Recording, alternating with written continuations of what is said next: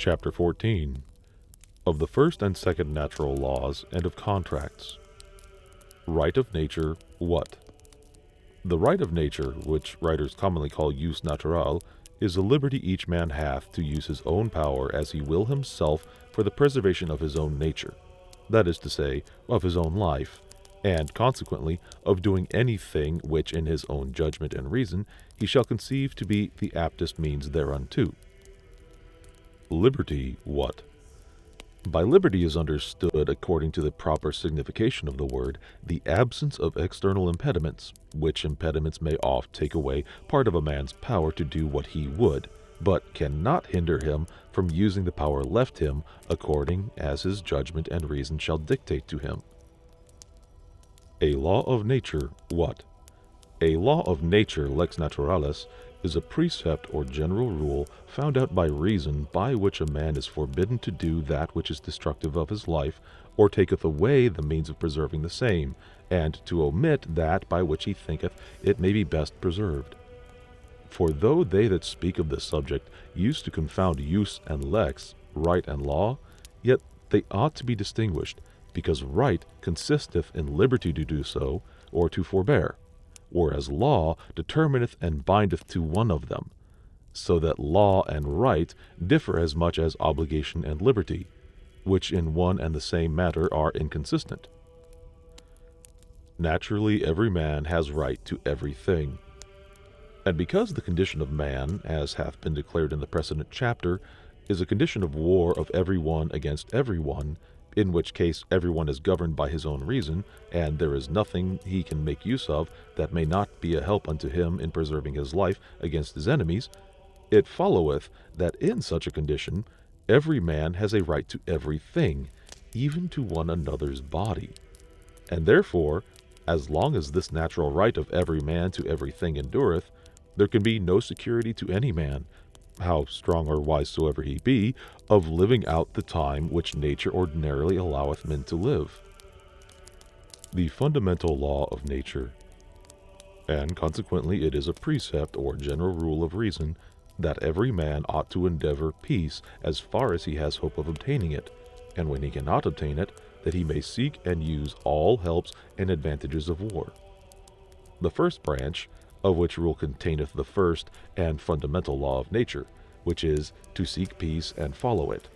The second, the sum of the right of nature, which is, by all means we can, to defend ourselves. The second law of nature. From this fundamental law of nature, by which men are commanded to endeavor peace, is derived this second law, that a man be willing, when others are so too, as far forth as for peace and defense of himself he shall think it necessary, to lay down this right to all things, and be contented with so much liberty against other men as he would allow other men against himself. For as long as every man holdeth this right of doing anything he liketh, so long are all men in the condition of war. But if other men will not lay down their right, as well as he, then there is no reason for anyone to divest himself of his, for that were to expose himself to prey, which no man is bound to, rather than to dispose himself to peace. This is that law of the gospel: whatsoever you require that others should do to you, that do ye to them. And that law of all men, quod tibi feare non vis altere ne fecris. What it is to lay down a right. To lay down a man's right to anything is to divest himself of the liberty of hindering another of the benefit of his own right to the same. For he that renounceth or passeth away his right giveth not to any other man a right which he had not before, because there is nothing to which every man had not right by nature, but only standeth out of his way that he may enjoy his own original right without hindrance from him, not without hindrance from another. So that the effect which redoundeth to one man by another man's defect of right is but so much diminution of the impediments to the use of his own right original. Renouncing or transferring right, what? Obligation, duty, injustice. Right is laid aside either by simply renouncing it or by transferring it to another. By simply renouncing, when he cares not to whom the benefit thereof redoundeth. By transferring, when he intendeth the benefit thereof to some certain person or persons. And when a man hath in either a manner abandoned or granted away his right, then is he said to be obliged or bound, not to hinder those to whom such right is granted or abandoned from the benefit of it, and that he ought, and it is his duty, not to make void that voluntary act of his own, and that such hindrance is injustice and injury, as being sinjure, the right being before renounced or transferred. So that injury or injustice in the controversies of the world is somewhat like to that which in the disputations of scholars is called absurdity. For, as it is there called an absurdity to contradict what one maintained in the beginning, so in the world it is called injustice and injury to voluntarily undo that which from the beginning he had voluntarily done. The way by which a man either simply renounceth or transferreth his right is a declaration or signification, by some voluntary and sufficient sign or signs, that he doth so renounce or transfer, or hath so renounced or transferred the same to him that accepteth it. And these signs are either words only or actions only, or, as it happeneth most often, both words and actions. And the same are the bonds by which men are bound and obliged, bonds that have their strength not from their own nature, for nothing is more easily broken than a man's word, but from fear of some evil consequence upon the rupture. Not all rights are alienable. Whensoever a man transferreth his right or renounceth it, it is either in consideration of some right reciprocally transferred to himself, or for some other good he hopeth for thereby. For it is a voluntary act, and of the voluntary acts of every man, the object is some good to himself. And therefore there be some rights which no man can be understood by any words or other signs to have abandoned or transferred. As first, a man cannot lay down the right of resisting them that assault him by force to take away his life, because he cannot be understood to aim thereby at any good to himself. The same may be said of wounds and chains and imprisonment, both because there is no benefit consequent to such patience as there is to the patience of suffering another to be wounded or imprisoned, as also because a man cannot tell, when he seeth men proceed against him by violence, whether they intend his death or not. And lastly, the motive and end for which this renouncing and transferring of right is introduced is nothing else but the security of a man's person in his life, and in the means of so preserving life as not to be weary of it. And therefore, if a man by words or other signs seem to despoil himself of the end for which those signs were intended, he is not to be understood as if he meant it, or that it was his will, but that he was ignorant of how such words and actions were to be interpreted. Contract. What? The mutual transferring of right is that which men call contract. There is difference between transferring of right to the thing and transferring or tradition, that is, delivery of the thing itself. For the thing may be delivered together with the translation of the right, as in buying and selling with ready money, or exchange of goods or lands, and it may be delivered sometime after. Covenant. What? Again, one of the contractors may deliver the thing contracted for on his part, and leave the other to perform his part at some determinate time after, and in the meantime be trusted. And then the contract on his part is called pact or covenant. Or both parts may contract now to perform hereafter, in which cases he that is to perform in time to come, being trusted, his performance is called keeping of promise or faith, and the failing of performance, if it be voluntary, violation of faith. Free gift.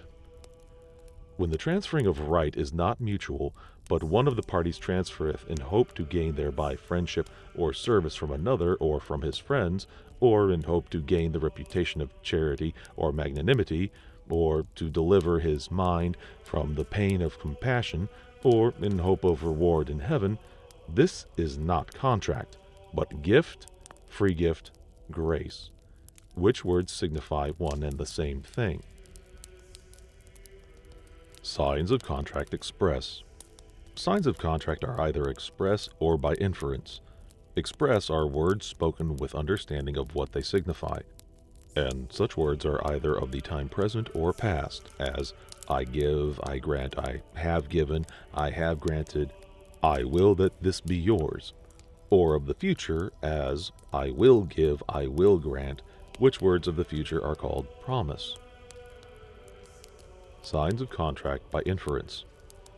Signs by inference are sometimes the consequence of words, sometimes the consequence of silence, sometimes the consequence of actions, sometimes the consequence of forbearing an action, and generally a sign by inference of any contract is whatsoever sufficiently argues the will of the contractor.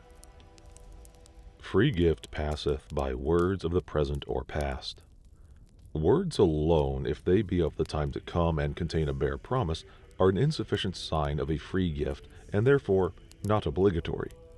For if they be of the time to come, as tomorrow I will give, they are a sign I have not given yet, and consequently that my right is not transferred, but remaineth till I transfer it by some other act.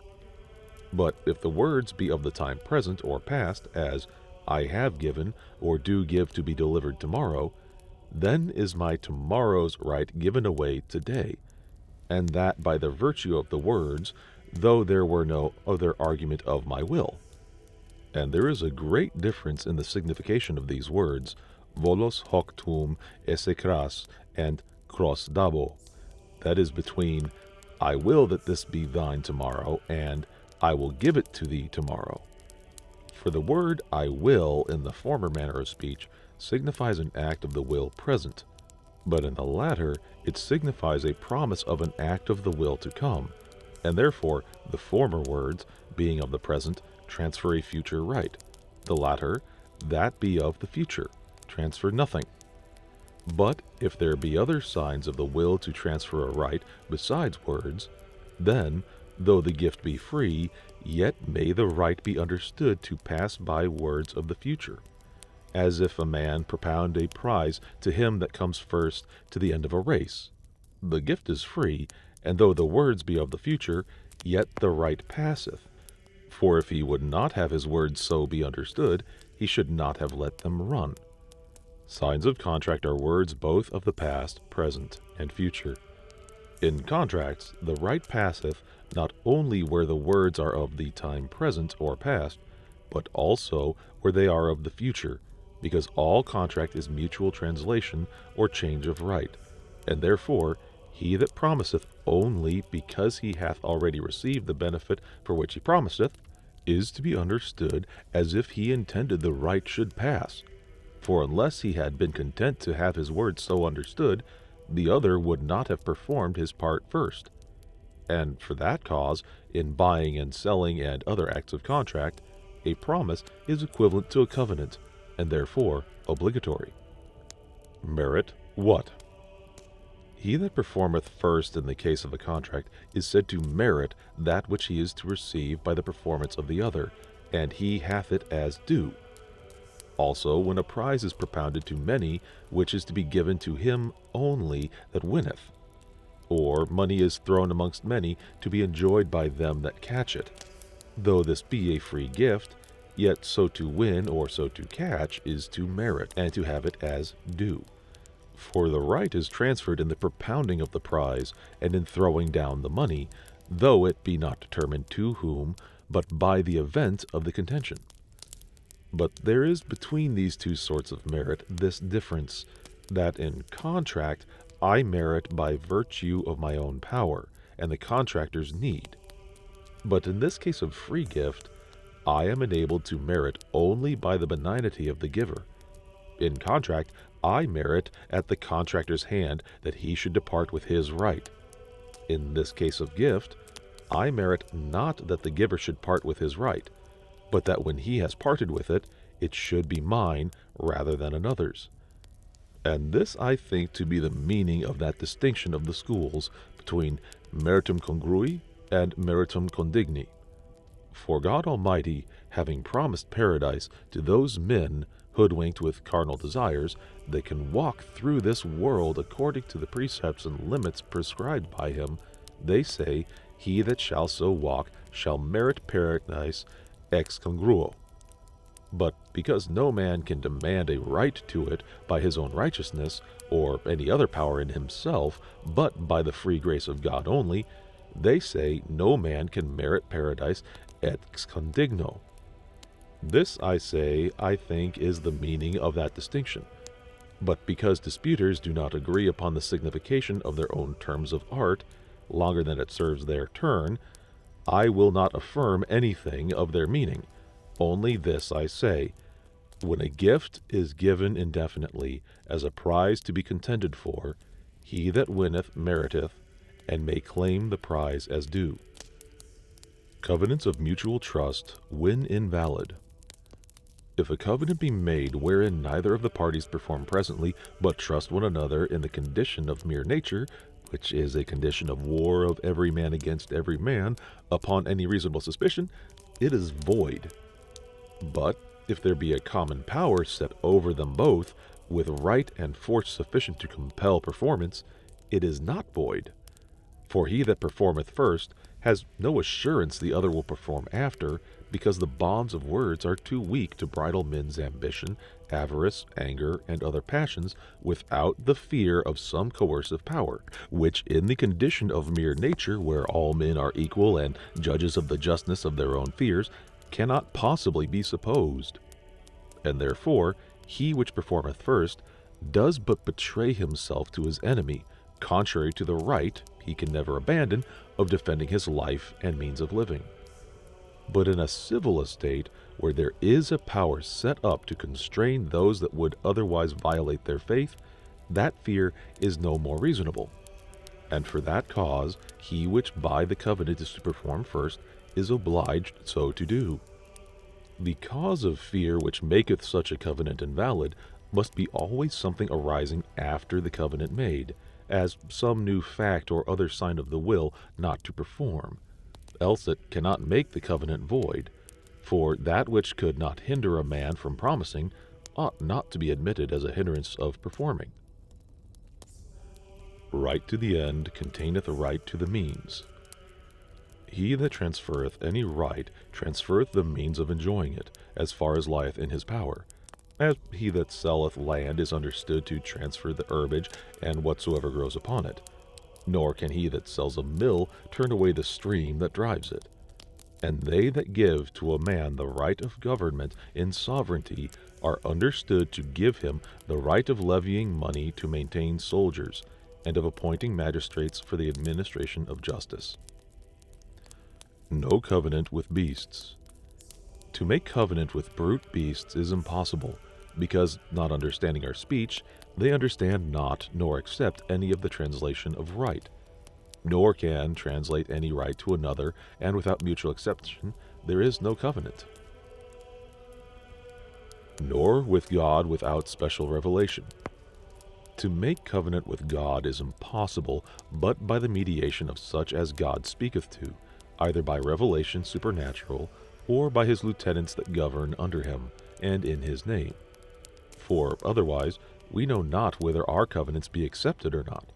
And therefore they that vow anything contrary to any law of nature vow in vain, as being a thing unjust to pay such vow. And if it be a thing commanded by the law of nature, it is not the vow, but the law that binds them. No covenant but of possible and future. The matter or subject of a covenant is always something that falleth under deliberation.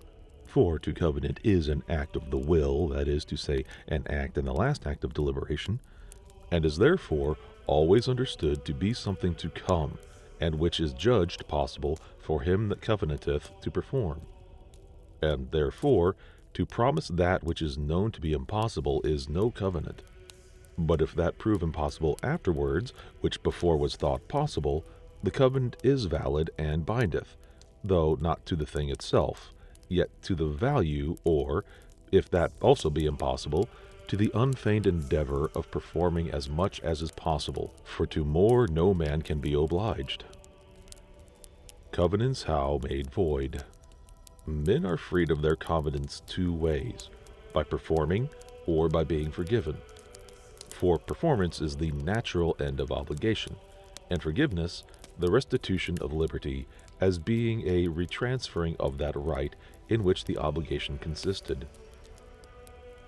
Covenants extorted by fear are valid. Covenants entered into by fear in the condition of mere nature are obligatory. For example, if I covenant to pay a ransom or service for my life to an enemy, I am bound by it.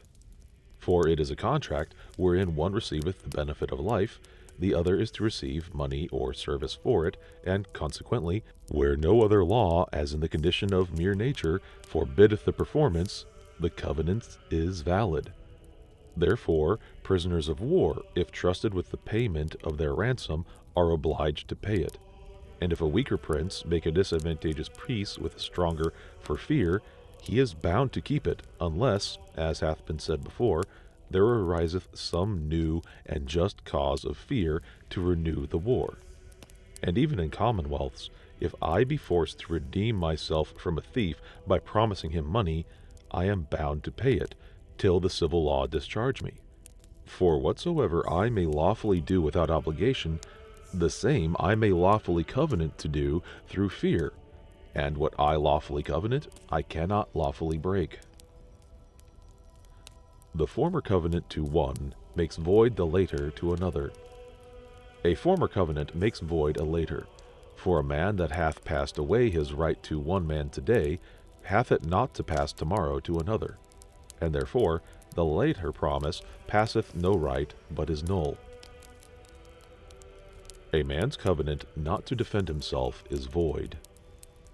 A covenant not to defend myself from force by force is always void. For, as I have showed before, no man can transfer or lay down his right to save himself from death, wounds, and imprisonment, the avoiding whereof is the only end of laying down any right. And therefore the promise of not resisting force in no covenant transferreth any right, nor is obliging. For though a man may covenant thus, unless I do so or so, kill me, he cannot covenant thus, unless I do so or so, I will not resist you when you come to kill me. For man by nature chooseth the lesser evil, which is danger of death in resisting, rather than the greater, which is certain and present death in not resisting. And this is granted to be true by all men, in that they lead criminals to execution and prison with armed men, notwithstanding that such criminals have consented to the law by which they are condemned. No man obliged to accuse himself. A covenant to accuse oneself without assurance of pardon is likewise invalid. For in the condition of nature, where every man is judge, there is no place for accusation, and in the civil state the accusation is followed with punishment, which being force, a man is not obliged not to resist. The same is also true of the accusation of those by whose condemnation a man falls into misery, as of a father, wife, or benefactor. For the testimony of such an accuser, if it be not willingly given, is presumed to be corrupted by nature, and therefore not to be received. And where a man's testimony is not to be credited, he is not bound to give it. Also, accusations upon torture are not to be reputed as testimonies, for torture is to be used but as a means of conjecture and light in the further examination and search of truth, and what is in that case confessed tendeth to the ease of him that is tortured, not to the informing of the torturers, and therefore ought not to have the credit of a sufficient testimony. For whether he deliver himself by true or false accusation, he does it by the right of preserving his own life. The end of an oath, the form of an oath. The force of words being, as I have formerly noted, too weak to hold men to the performance of their covenants, there are in man's nature but two imaginable helps to strengthen it. And those are either a fear of the consequence of breaking their word, or a glory or pride in appearing not to need to break it. This latter is a generosity too rarely found to be presumed on, especially in the pursuers of wealth, command, or sensual pleasure, which are the greatest part of mankind. The passion to be reckoned upon is fear, whereof there be two very general objects. one, the power of spirits invisible, the other, the power of those men they shall therein offend. Of these two, though the former be the greater power, yet the fear of the latter is commonly the greater fear. The fear of the former is in every man his own religion, which hath place in the nature of man before civil society. The latter hath not so, at least not place enough to keep men to their promises, because in the condition of mere nature the inequality of power is not discerned but by the event of battle, so that before the time of civil society, or in the interruption thereof by war, there is nothing can strengthen a covenant of peace agreed on against the temptations of avarice, ambition, lust, or other strong desire, but the fear of that invisible power, which they every one worship as God, and fear as a revenger of their perfidy. All therefore that can be done between two men not subject to civil power is to put one another to swear by the God he feareth, which swearing or oath is a form of speech added to a promise, by which he that promiseth signifieth that unless he perform, he renounceth the mercy of his God, or calleth to him for vengeance on himself. Such was the heathen form, let Jupiter kill me else as I kill this beast. So is our form, I shall do thus and thus, so help me God. And thus with the rites and ceremonies which every one useth in his own religion, that the fear of breaking faith might be the greater.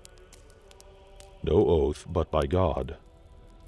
By this it appears that an oath taken according to any other form or rite than his that sweareth is in vain, and no oath. And there is no swearing by any thing which a swearer thinks not God.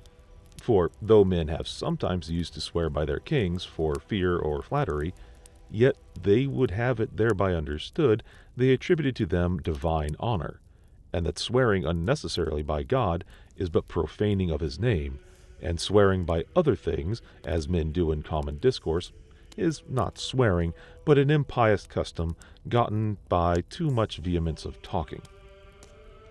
An oath adds nothing to the obligation. It appears also that the oath adds nothing to the obligation, for a covenant, if lawful, binds in the sight of God without the oath as much as with it, if unlawful, bindeth not at all, though it be confirmed with an oath.